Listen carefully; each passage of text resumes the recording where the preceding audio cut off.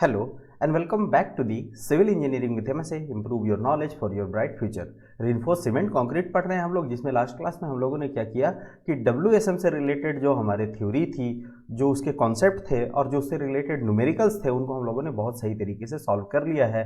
और लगभग WSM से अगर कोई भी सवाल आता है analysis of singly reinforced beam से रिलेटेड, तो उम्मीद करता हूँ कि वो अब आपसे नहीं छूटेगा और WSM अब आपको परेशान नहीं करेगा। आज से जो हम लोग टॉपिक स्टार्ट करेंगे उसका नाम है लिमिट स्टेट मेथड। देखिए, पूरा जो अभी हमारा आरसीसी चल रहा है, ये पूरा का पूरा आरसीसी जो है वो लिमिट स्टेट मेथड में चल रहा है। तो ये बहुत बड़ा मेथड है, ये एक डिजाइनिंग का मेथड है जिसको अब हम लोग धीरे धीरे करके समझना स्टार्ट करेंगे। क्या क्या डिफरेंसेस है ये भी देखेंगे, और लिमिट स्टेट मेथड में क्या नई चीज़ें हैं और क्या ये अलग है किस तरह से ये WSM से, ये भी आज हम लोग सीखेंगे। तो चलिए स्टार्ट करते हैं आज का लेक्चर। देखिए, सबसे पहले आपको ये समझना होगा कि लिमिट स्टेट मेथड क्या कहलाता है। लिमिट स्टेट मेथड, देखिए इसको समझाने के लिए मैं आपको बिल्कुल सीधे तरीके में बात करूंगा, ठीक है, जिससे कि आपको बात समझ में आए, क्योंकि ज़रूरी ये है कि जो आपके जो कॉन्सेप्ट है वो आपके क्लियर होने चाहिए। देखिए, वर्किंग स्ट्रेस मेथड जब हम लोगों ने यूज़ किया था, तब आप लोगों ने देखा था कि हम लोग क्या कर रहे थे कि जो भी हमारी लिमिट थी, किसकी, मटेरियल के स्ट्रेंथ की लिमिट थी, उसको हम लोग बहुत ज़्यादा कम ले रहे थे। उसकी जो परमिसिबल लिमिट थी वो हम लोगों ने बहुत ज़्यादा कम लिया था। जैसे फॉर एग्जाम्पल आपको जो याद आ रहा होगा, कि Fe415 जो हमारे पास स्टील था, इसके लिए मैंने आप लोगों को बताया था कि परमिसिबल टेंसाइल स्ट्रेस की वैल्यू जो है वो 230 न्यूटन पर mm² लेनी है। ये WSM के हिसाब से था, लेकिन क्या ये 230 न्यूटन पर mm² का ही लोड ले सकता है? तो फिर इस Fe415 को लिखने का क्या मतलब है? देखिए, Fe415 जैसे ही मैं लिख रहा हूँ, यहाँ पर Fe किस चीज़ को दिखा रहा है? आयरन को। और 415 ऑब्वियस सी बात है कि 415 415 न्यूटन पर mm² है, और ये कुछ नहीं, ये इसकी टेंसाइल स्ट्रेंथ है। तो टेंसाइल स्ट्रेंथ इसकी कितनी है? 415 न्यूटन पर mm², लेकिन हम लोग ले कितना रहे थे? 230 न्यूटन पर mm²। यानी जो मटेरियल की अपनी एक्चुअल में जो स्ट्रेंथ है, उस स्ट्रेंथ से हम लोग बहुत ज़्यादा कम यूज़ कर रहे थे। किसमें? WSM में। यहाँ पर ऐसा नहीं होगा, यहाँ पर जो है हम लोग जो मटेरियल की स्ट्रेंथ है उतना ही स्ट्रेंथ यूज़ करेंगे, साथ में कुछ क्या करेंगे कि पार्शियल सेफ्टी फैक्टर लगाएंगे। वो धीरे धीरे आप लोगों को समझ में आ जाएगा, ठीक है। देखिए, आप अगर किसी भी चीज़ का डिज़ाइन करते हैं, एक बात समझिए कि एज ए सिविल इंजीनियर आपने कोई बिल्डिंग डिज़ाइन किया, कोई घर डिज़ाइन किया, तो इसलिए तो आप डिज़ाइन करोगे नहीं कि घर गिर जाए, आप इसलिए डिज़ाइन करोगे कि भाई घर जो है वो मैक्सिमम लोड को ले सके। तो लिमिट स्टेट मेथड भी यही कहता है कि ये एक लिमिट बताएगा कि आप सेफली और किस तरह से अपने स्ट्रक्चर को डिज़ाइन कर सकते हैं।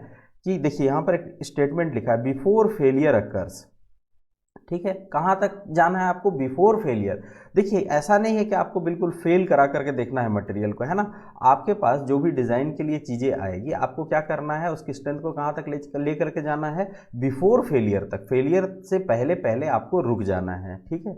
मतलब आपको घर ऐसा डिज़ाइन करना है जो भाई गिरे नहीं, ठीक है। ये चलिए एक बात हो गई। उसके बाद ये कहा गया आपको कि the design structure by this method is thus ensure that will not reach the limit state, will not become unfit for use.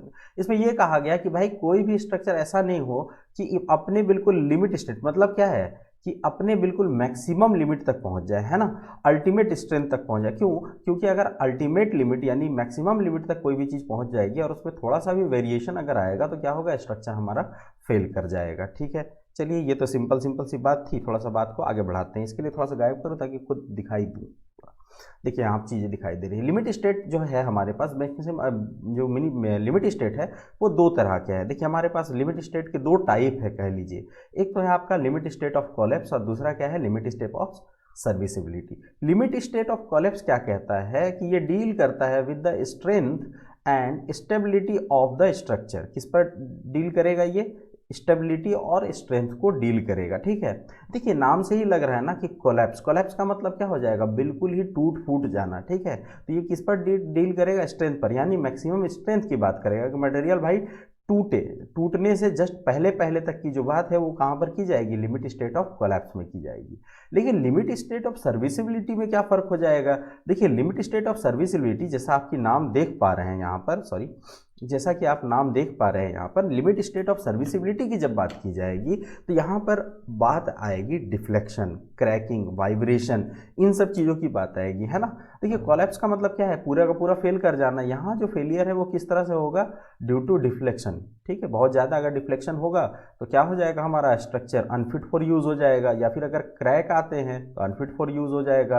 Due to vibration क्या होगा, हमारा स्ट्रक्चर अनफिट फॉर यूज़ हो जाएगा। तो लिमिट स्टेट ऑफ सर्विसिबिलिटी में हम लोग क्या बात करेंगे, हम लोग बात करेंगे इसमें डिफ्लेक्शन, क्रैकिंग, वाइब्रेशन। ठीक है, और ये ज़्यादा नहीं होना चाहिए। ठीक है, देखिए लिमिट स्टेट ऑफ कोलैप्स में जो है वो हम लोग देखते हैं limit state of flexure, compression, torsion, shear, इन सब चीज़ों को देखते हैं जरा। ठीक है, और यहाँ पर हम लोग क्या देखते हैं, यहाँ पर देखते हैं डिफ्लेक्शन, क्रैकिंग, वाइब्रेशन। देखिए ज़्यादातर जब आप आगे प्रैक्टिस में देखिएगा ना तो आपको ज़्यादातर देखिएगा चीज़ें जो है आपको कहाँ से मिलेगी, लिमिट स्टेट ऑफ कोलैप्स से मिलेगी। ठीक है, चलिए ठीक है, नेक्स्ट अब बात करते हैं जरा। देखिए अब थोड़ा एक कंपैरिजन हम लोग जान लेते हैं, क्योंकि अब वो दिन आ गया है कि हम लोगों को ये जान लेना चाहिए कि अभी इससे पहले जब हम लोगों ने WSM यूज़ किया था और अब जो है हम लोग LSM यूज़ करना चाह रहे हैं, दोनों में क्या फ़र्क है।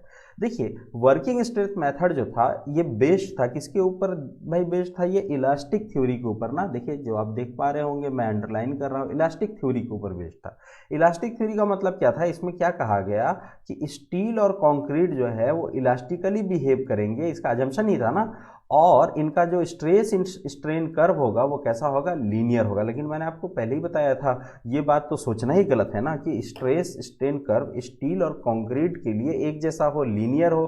कंक्रीट का बिहेवियर इलास्टिकल तो हो नहीं सकता, इसीलिए तो ये तो सबसे बड़ी डिमेरिट थी ना इस मेथड की। लेकिन जब लिमिट स्टेट आया तो इसने क्या कहा कि ये method based on the actual stress strain curve. ये मेथड किस पर बेस्ड है, actual stress strain curve of steel and concrete. For concrete the stress strain curve is non linear. ये शब्द कहते के साथ जो पुरानी गलतियां थी वो सब हमारी छुप जाती हैं। क्या छुप जाती हैं, क्योंकि पुरानी गलतियां, कौन सी गलती भाई, वर्किंग स्ट्रेस मेथड में कहा गया था कि ग्राफ हमारा कैसा होगा, लीनियर होगा। लेकिन लिमिट स्टेट मेथड में हम लोगों को क्या कहा गया कि कंक्रीट के लिए जो स्ट्रेस स्ट्रेन कर्व होगा वो कैसा होगा, नॉन लीनियर होगा। ठीक है, चलिए बहुत बढ़िया। देखिए ये आप लोगों को इसलिए बता रहा हूँ क्योंकि सेमेस्टर एग्जामिनेशन में क्या होता है, बहुत बार डायरेक्टली ये पूछ दिया जाता है कि आप कंपैरिजन कीजिए वर्किंग स्ट्रेस मेथड और लिमिट स्टेट मेथड के बीच में। तो ये आपको लिखना पड़ेगा 1 बाय 1 करके। ठीक है, दूसरी बात ये कही जा रही है कि इस मेथड में फैक्टर ऑफ सेफ्टी जो है वो अप्लाई तो किया गया, लेकिन कहाँ पर किया गया, सिर्फ और सिर्फ यील्ड स्ट्रेस में किया गया। ठीक है, और इससे क्या बनाया गया, परमिसिबल स्ट्रेस बनाया गया। जैसा अभी अभी मैंने आपको एग्जांपल दिया ना, किसके लिए, FE 415 के लिए किसकी परमिसिबल जो टेंसाइल स्ट्रेंथ थी वो हम लोग कितना लेकर के चल रहे थे, 230 न्यूटन पर mm² लेकर के चल रहे थे। तो ये 230 क्या है, देखिए हम लोगों ने क्या किया, इसके स्ट्रेंथ को कम लेकर के चले ना, हम लोगों ने क्या किया, इसके स्ट्रेंथ को कम आंका। तो यहाँ जो फैक्टर ऑफ सेफ्टी अप्लाई, ये क्या था, फैक्टर ऑफ सेफ्टी ही था कि कम लेकर के चलते हैं, ताकि देखिए जाना तो इसको 415 तक है लेकिन 230 ही लेकर के चलते हैं, इससे अगर कभी लोड की वैल्यू बढ़ती है तो ये इतना ले सकता है। तो ये क्या है, एक तरह का फैक्टर ऑफ सेफ्टी है। फैक्टर ऑफ सेफ्टी क्या है, अभी नेक्स्ट में हम लोग थोड़ा सा इसको और डिटेल में समझने की कोशिश करेंगे। ठीक है, लेकिन इस मेथड में जो खराबी थी वो खराबी ये थी कि इसमें क्या था, सिर्फ factor of safety are applied to yield stress. ठीक है, किस पर अप्लाई किया गया था, सिर्फ और सिर्फ यील्ड स्ट्रेस पर। लेकिन इसमें ऐसा नहीं है, इसमें क्या है, partial safety of factor apply किया जाएगा। ठीक है, क्या किया जाएगा, इसमें पार्शियल सेफ्टी फैक्टर अप्लाई किया जाएगा। ठीक है, और क्या इससे निकाला जाएगा, डिजाइन वैल्यू को निकाला जाएगा। देखिए no factor safety use for load, दूसरी बात यही कह दी गई है ना कि लोड में आपने कोई भी फैक्टर ऑफ सेफ्टी यूज नहीं किया था जबकि आप WSM को सॉल्व कर रहे थे। लेकिन यहाँ पर ऐसा नहीं है, LSM के केस में क्या है कि आप जो है वो लोड में भी फैक्टर ऑफ सेफ्टी अप्लाई कीजिएगा। ठीक है, और ये कैसे कीजिएगा, थोड़ी देर बस इंतजार कीजिए, 2 मिनट आपको अभी बताता हूँ। देखिए extra margin of safety is not known, भाई एक्स्ट्रा मार्जिन होगा कहाँ से, आपने फैक्टर ऑफ सेफ्टी सिर्फ एक ही चीज़ में अप्लाई किया तो एक्स्ट्रा मार्जिन हो नहीं सकता, लेकिन यहाँ एक्स्ट्रा मार्जिन आपको दिखेगा।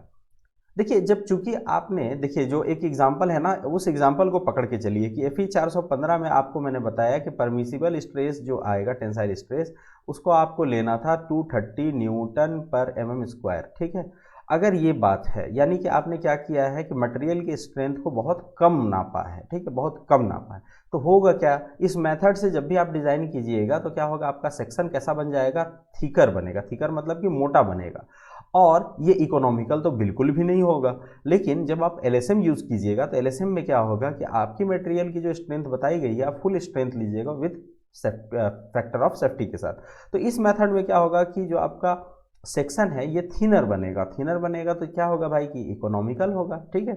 सेक्शन थिनर बनेगा, ज़्यादा आप कंक्रीट और ज़्यादा स्टील यूज़ नहीं कीजिएगा तो मटेरियल कॉस्ट ऐसे ही बच जा रहा है ना आपके पास, तो क्या होगा भाई हमारा जो सेक्शन है वो इकोनॉमिकल बनेगा, ठीक है। चलिए बहुत ज़्यादा परेशान होने की ज़रूरत नहीं है, ये एक थ्योरी का अपना पोर्शन है। देखिए इसके बाद क्या कहा गया, इसके बाद जो है वो ज़रा समझने की कोशिश कीजिए। यहाँ पर जो बात हम लोग कहेंगे वो है पार्शियल सेफ्टी फैक्टर के बारे में। देखिए पार्शियल सेफ्टी फैक्टर क्या है, ज़रा इसको समझिए। पार्शियल सेफ्टी फैक्टर दो चीज़ों में लगाया जाता है। अगर मैं अब इसको ऐसे लिखूँ पार्शियल सेफ्टी फैक्टर, तो देखिए ये दो चीज़ों में लगाया जाएगा, एक तो स्ट्रेंथ में और दूसरा लोड में। दूसरा किस में लगाया जाएगा, लोड में लगाया जाएगा। अब जरा इसको आप समझिए कि चीज़ें हैं क्या, लोड का मतलब क्या है और स्ट्रेंथ का मतलब क्या है। इसको जरा एक कॉमन एग्जांपल से आपको समझाने की कोशिश करता हूँ। मान लीजिए कि आप अपना नया घर बनाने जा रहे हो, ठीक है। ये जरा इस लीग से हट करके एक जनरल एग्जांपल देता हूँ जिससे आपको समझ में आएगा। मान लीजिए कि आप घर बनाने के लिए जा रहे हो, आपने ज़मीन खरीद रखी है, आपको घर डिज़ाइन करना है अपने लिए। तो आप जो है जब आर्किटेक्चरल डिज़ाइन कर रहे हो तो आपने सोचा कि घर में 4 मेंबर हैं, 4 मेंबर हैं, तो मैं क्या करूँ, 4 रूम बना दूँ। अब जरा एक बात ध्यान से सोचिए यहाँ पर रुक करके कि आपने 4 मेंबर के लिए 4 रूम बना दिया, लेकिन अगर कोई गेस्ट आ जाता है तो तब फिर क्या कीजिएगा, इसमें एडजस्ट कीजिएगा। उससे ज़्यादा बेहतर ये नहीं होता कि आप जो 4 मेंबर के लिए 4 रूम बना रहे हो इसमें +1 कर दो और एक गेस्ट रूम बना दो। ये हो सकता था, बस यही काम यहाँ पर भी करेंगे। देखिए कि यहाँ पर जो हमारे पास में लोड दिया गया है, जो क्या करेंगे उसी काम को करेंगे। यहाँ जो हमको लोड दिया जाएगा, सपोज दैट कि हमको बिल्डिंग में, सपोज दैट फॉर एग्जांपल मान लीजिए कि हमने कैलकुलेट किया और पूरे बिल्डिंग में हम लोगों ने देखा कि 10 किलो न्यूटन का लोड आ रहा है, इतना लोड आ रहा है। तो क्या सिर्फ आप इसी लोड के लिए घर को डिज़ाइन कीजिएगा? मान लीजिए कभी लोड में फ्लक्चुएशन आया किसी भी एक वजह से, तो क्या होगा भाई, आपका बिल्डिंग वो तो गिर जाएगा ना, टूट जाएगा। ये तो काम आप कर नहीं रहे हो, आप डिज़ाइन इसीलिए सीख रहे हो कि आपका घर कैसा हो, सेफ हो। तो हम लोग क्या करेंगे कि इस लोड में कुछ फैक्टर ऑफ सेफ्टी से क्या करेंगे, मल्टीप्लाई कर देंगे। जब फैक्टर ऑफ सेफ्टी से हम लोग मल्टीप्लाई करेंगे तो क्या होगा, लोड की वैल्यू बढ़ेगी या घटेगी? पहले मान लीजिए 10 किलो न्यूटन था, अब मान लीजिए मैं 10 को गुना कर दूं 1.5 से, सब ठीक है 1.5 से ही करते हैं, लेकिन अभी बताते हैं, फॉर एग्जांपल एक रख लेते हैं, ठीक है। यहाँ पर हमारे पास अगर हम इसको ऐसा करते हैं तो क्या हो जाएगा, 15 किलो न्यूटन। अब हमारे पास लोड कितना आ गया, देखिए 15 किलो न्यूटन। लोड की वैल्यू को हम लोगों ने बढ़ा लिया। अब हम लोग जब डिज़ाइन करेंगे तो हमारे पास डिज़ाइन लोड क्या हो जाएगा, 15 किलो न्यूटन। यही वाली एग्जांपल जो है ना आपको, जो पहले अभी दिया था ना घर में के मेंबर और रूम वाला, यही यहाँ पर अप्लाई करके जरा सोचिए कि पहले आप क्या कर रहे थे, 10 किलो न्यूटन के लिए ही डिज़ाइन कर रहे थे, लेकिन अगर लोड की वैल्यू थोड़ी सी भी बढ़ जाती है तो क्या होगा, आपका बिल्डिंग फेल कर जाएगा। तो आपने क्या किया भाई, लोड को बढ़ा दिया कुछ फैक्टर ऑफ सेफ्टी से मल्टीप्लाई करके। इसी को हम लोग कहेंगे क्या, फैक्टर ऑफ सेफ्टी। पार्शियल क्यों कहते हैं, क्योंकि देखिए कुछ फैक्टर ऑफ सेफ्टी हम लोग अप्लाई करते हैं लोड के लिए और कुछ फैक्टर ऑफ सेफ्टी हम लोग यूज करते हैं किसमें, मटेरियल के स्ट्रेंथ के लिए। मटेरियल की स्ट्रेंथ की बात करते हैं। देखिए अगर M20 के आपके पास में कंक्रीट है तो यहाँ M किस चीज़ को दिखा रहा है जी, मिक्स को दिखा रहा है। चलिए बहुत बढ़िया।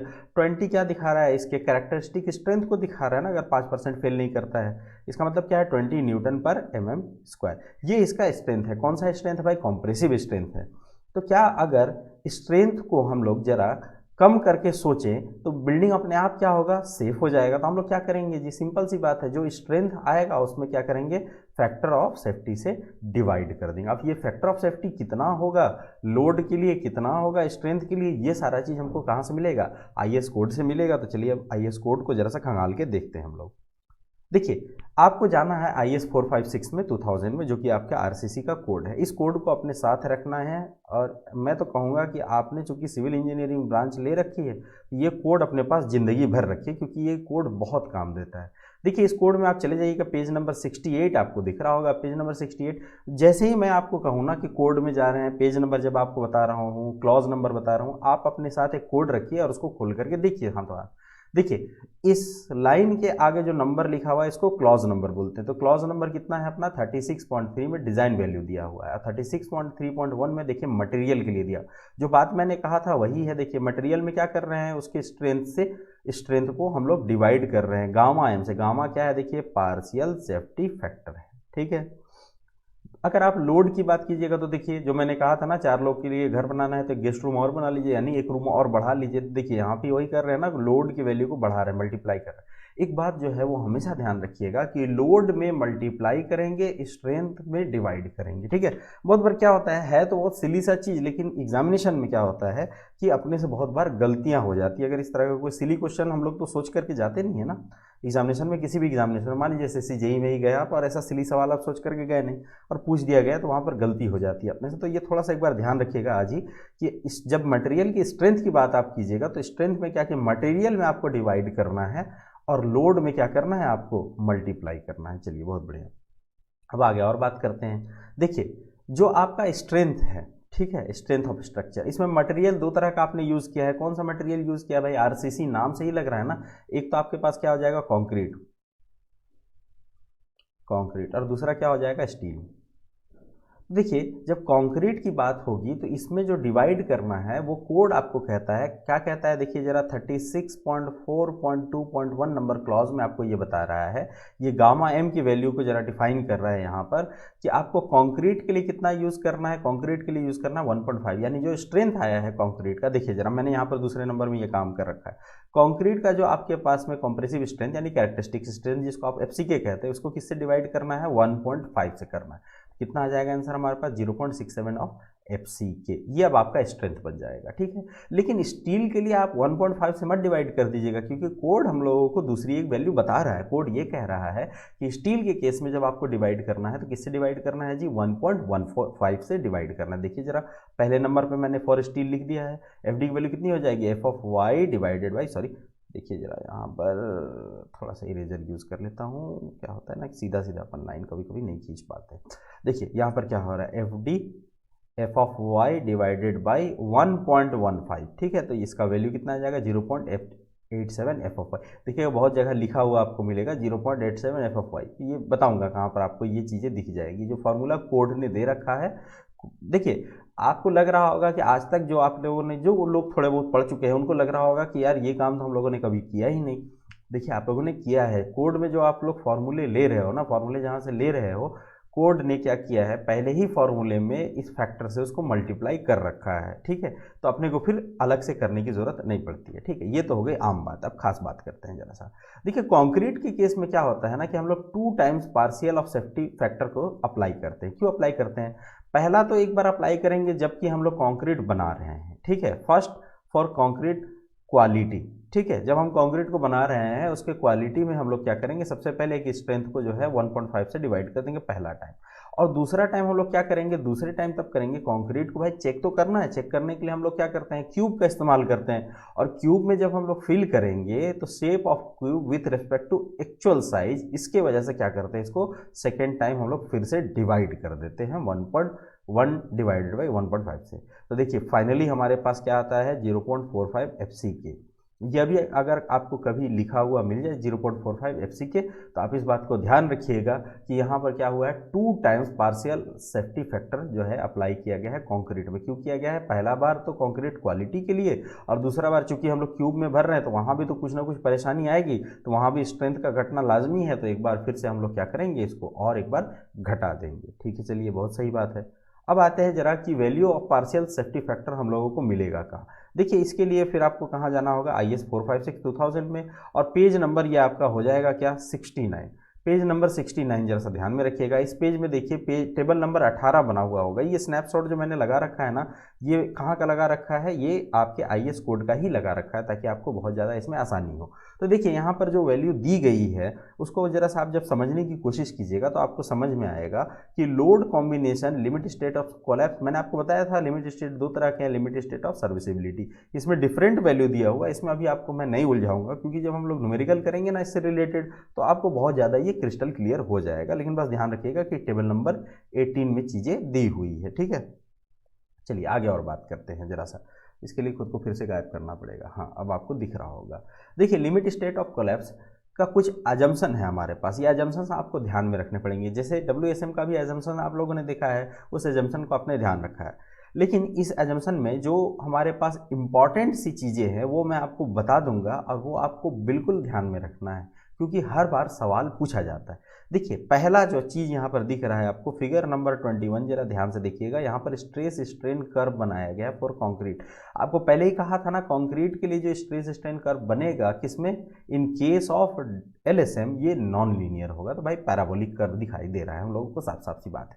यहाँ पर जो काम की बात है वो जरा इसके अजम्पशन नंबर बी पर देखिए। पहला तो अजम्पशन दोनों का सेम ही है, बी नंबर देखिए, ये बहुत बार पूछा जा चुका है एग्जामिनेशन में और ये आगे भी पूछा जाएगा। कोडल प्रोविजन लोग कहते हैं ना कि एसएससी जेई में पूछा जाता है या किसी भी स्टेट एई जेई में पूछा जाता है, तो ये सब चीज़ें पूछी जाती है, ये आपको ध्यान रखना पड़ेगा। देखिए क्लॉज नंबर 38.1 के बी नंबर में ये डिफाइन करता है कोड कि मैक्सिमम स्ट्रेन इन कंक्रीट, जो मैक्सिमम स्ट्रेन की वैल्यू होगी कंक्रीट में at the outer most compression fibre कितना होगा, 0.0035 इन बेंडिंग, कितना होगा जी।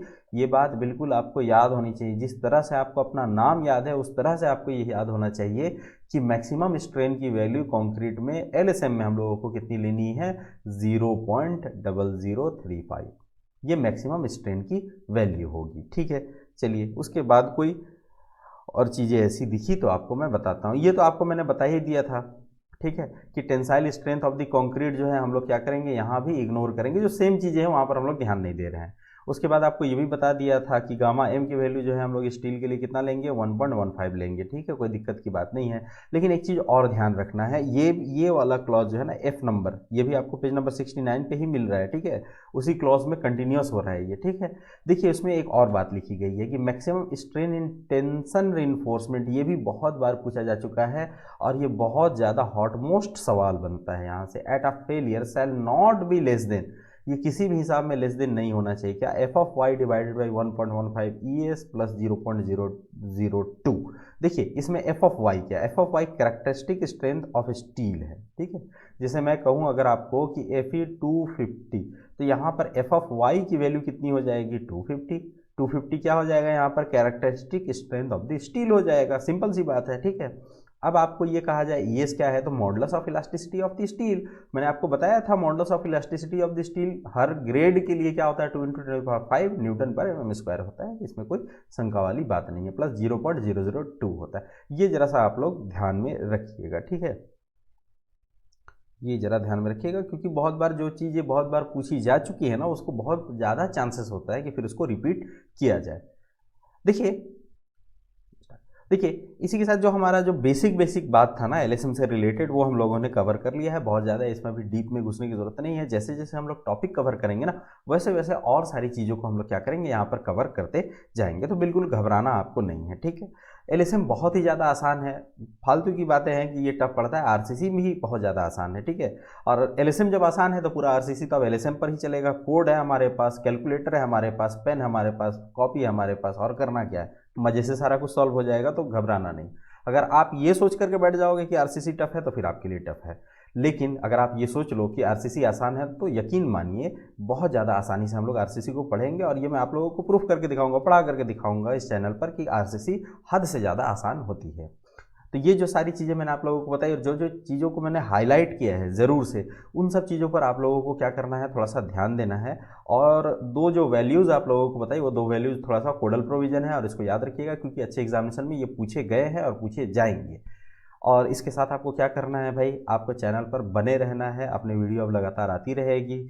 और क्या करना है, आपको चैनल को अभी तक अगर आपने सब्सक्राइब नहीं किया तो सब्सक्राइब कीजिए, अपने दोस्तों तक भी शेयर कीजिए ताकि थोड़ा पढ़ने पढ़ाने का माहौल बने, थोड़ा मज़ा आए मुझे भी। और क्या कीजिए कि अपना तो ख्याल रखिए ही, साथ में अपनों का भी ख्याल रखिए, और पढ़ना तो शुरू कर दीजिए बिल्कुल फुल फ्लेज में। Thank you for watching this video.